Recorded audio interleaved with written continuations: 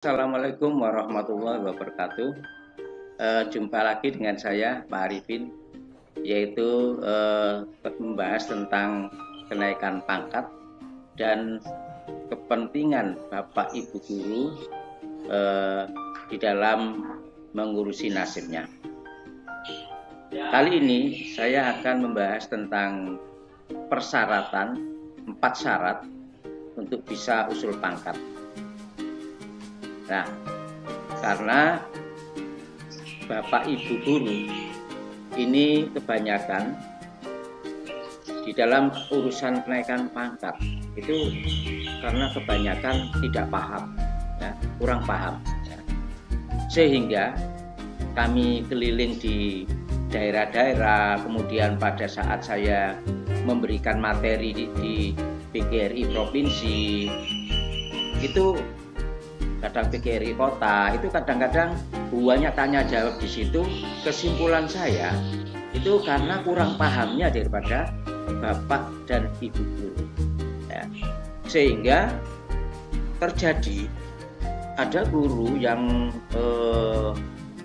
yang sudah 4 tahun lebih, 5 tahun, 6 tahun, 7 tahun, bahkan sampai 10 tahun itu tidak usul pangkat.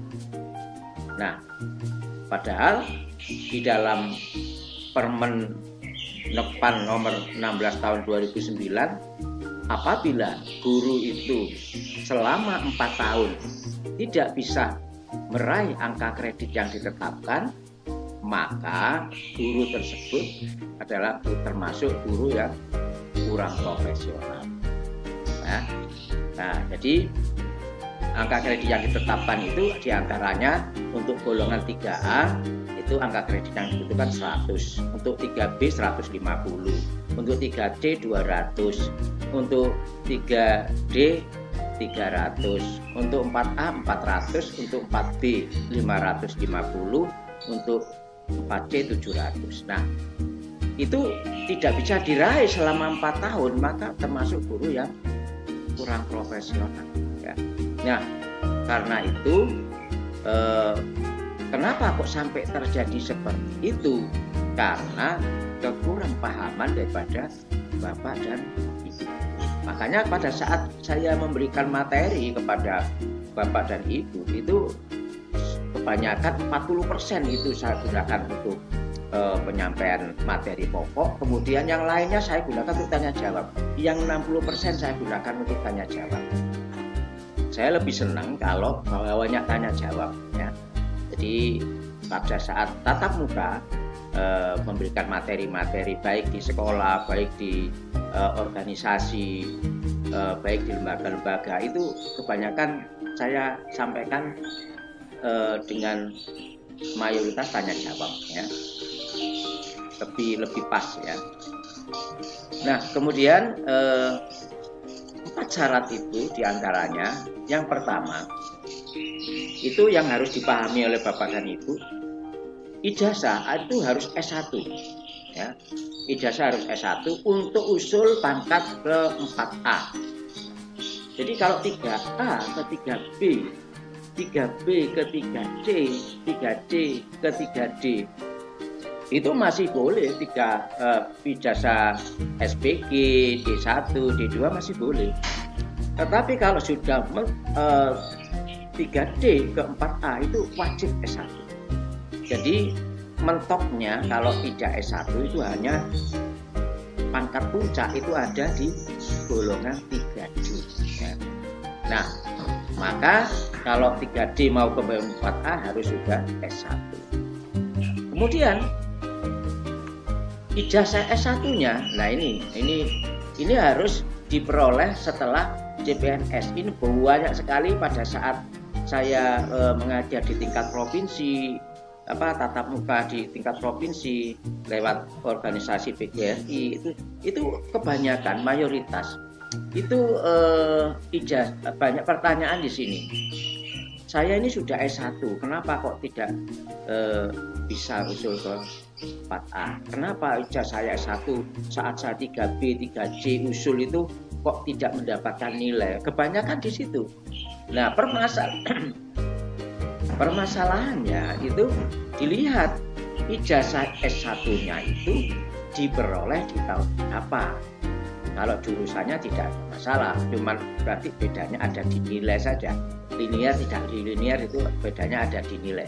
Nah, cuman ijazah S1-nya itu diperoleh, kalau diperolehnya itu sebelum DPNS, sebelum jadi PNS, maka tidak diakui.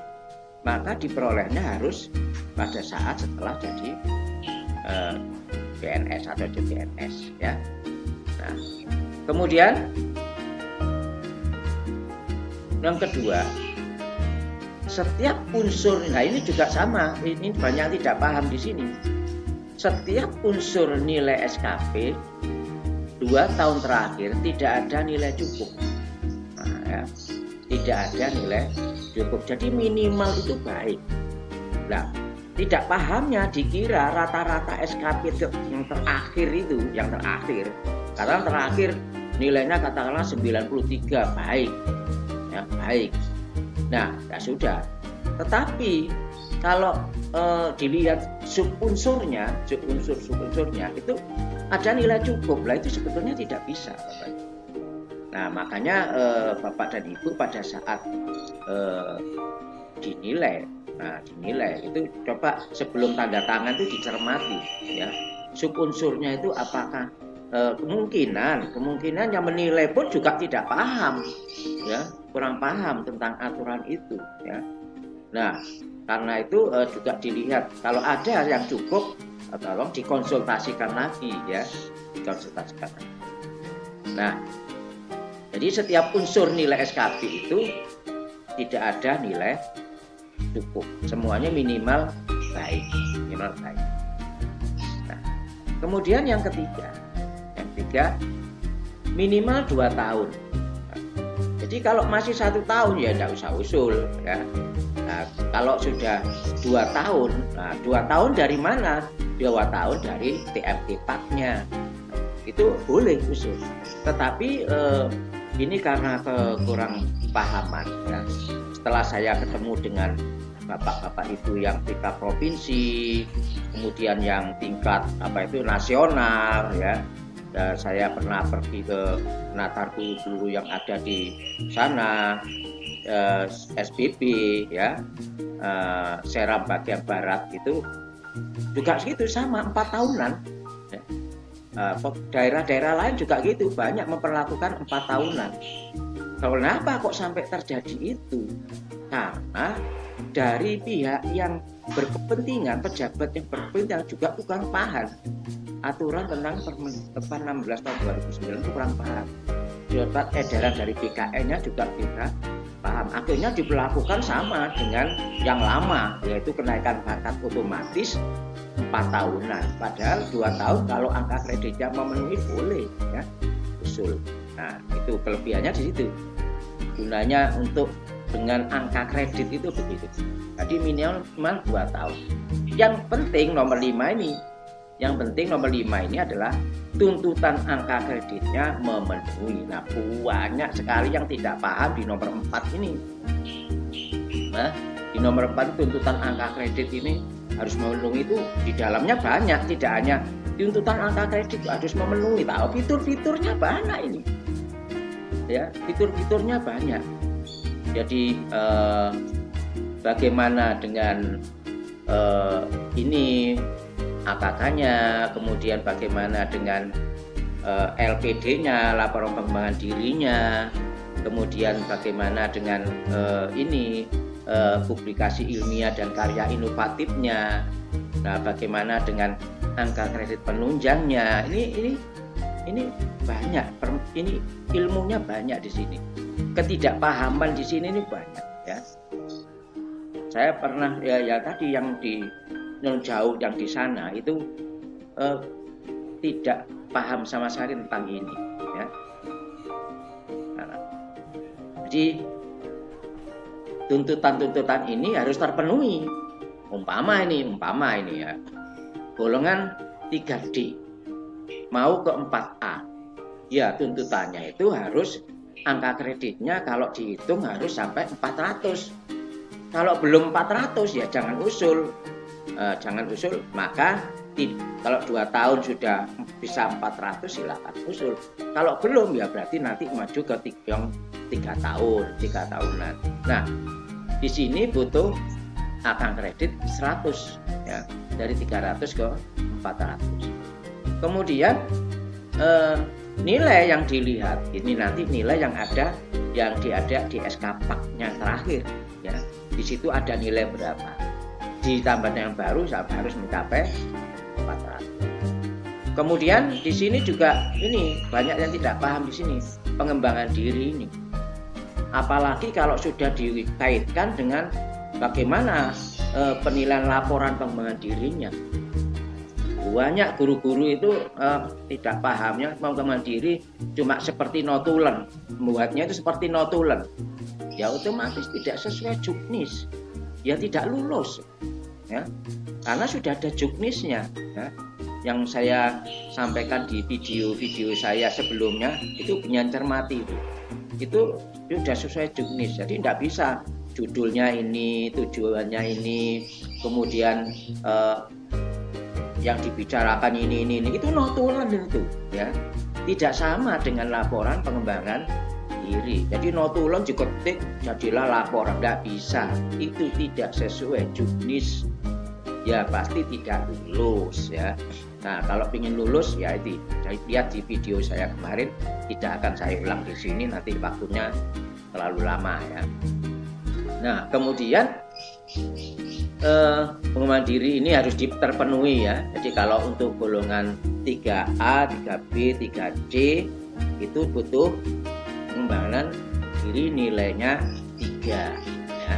Sedangkan untuk golongan 3D, 4A, 4B itu diminta 4 ya.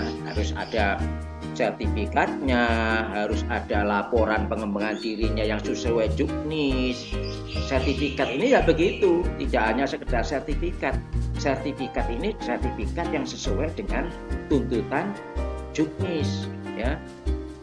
Karena banyak sertifikat yang tidak bisa dinilai Bapak Ibu ya. Kemudian juga harus ada surat tugasnya ya. Nah surat tugas itu juga ada yang tidak lulus karena surat tugasnya itu antara surat tugas dengan pengembangan diri yang diikuti itu nggak nyambung. Masa pelaksanaannya katakanlah tanggal 1 Oktober kemudian surat tugasnya tanggal 5 Oktober, ya tidak masuk akal lah ya. Nah kemudian jadi banyak fitur-fitur yang ada di dalamnya ini, aturan-aturan itu tuntutannya itu banyak. Tidak pahamnya ada di situ Bapak Ibu guru itu. Nah kemudian kalau Surabaya sudah banyak yang mulai paham ya. Nah, kemudian pengembangan publikasi ilmiah dan karya inovatif ini juga begitu Bapak Ibu ya. Ini tuntutannya juga tidak sama antara golongan 1 dengan golongan yang lain ya, tidak sama. Terutama yang ada di daerah-daerah ini kasihan guru-guru itu tidak paham pada di situ. Makanya kalau ketemu saya lebih senang saya beri keleluasaan untuk tanya jawab ya. Nah, jadi kalau saya natar-natar itu saya pasti saya beri porsi tanya jawab buahnya. Nah, karena dengan tanya jawab itu kita tahu apa yang mereka tidak paham itu apa ya. Nah kemudian publikasi ilmiah ini boleh karya inovatif, jadi publikasi ilmiah ini wajib. Kemudian kalau ditambah dengan karya inovatif juga boleh, tidak pakai karya inovatif pun juga tidak apa-apa. Kalau pakai karya inovatif maksimal 50% ya, 50%. Kemudian angka kredit penunjang. Angka kredit penunjang itu ya begitu Bapak Ibu. Ini banyak juga yang tidak paham di sini. Ini 10%-nya, di mana tidak pahamnya? Nah, tidak pahamnya itu apabila usul pangkat kemudian tidak mempunyai nilai penunjang, boleh apa tidak? Boleh Bapak Dewi. Tidak mempunyai nilai penunjangnya 0, boleh. Berarti kalau penunjangnya 0 berarti angkanya disodok ke utama, malah bagus itu ya. Tidak hanya banyak penunjang. Tapi kalau penunjang tidak boleh dari lebih dari 10%, nanti boleh penunjang ya. Nah, jadi ini dibatasi sebelumnya. Nah, seperti itu Bapak dan Ibu. Jadi kembali lagi yang nomor 4 ini, tuntutan angka kredit harus memenuhi. Nah, tadi pastikan banyak yang tidak pahamnya juga yang di nomor 4 ini Bapak. Nah, seperti itu. Silakan untuk menghidupkan channel kami, minta tolong Bapak dan Ibu sama-sama memberikan ilmu yang bermanfaat. Ini bukan mengandung pahala juga ini ya, bisa dibantu untuk di-sharekan ke teman-teman, sehingga itu juga memberikan ilmu yang bermanfaat pada teman-temannya ya.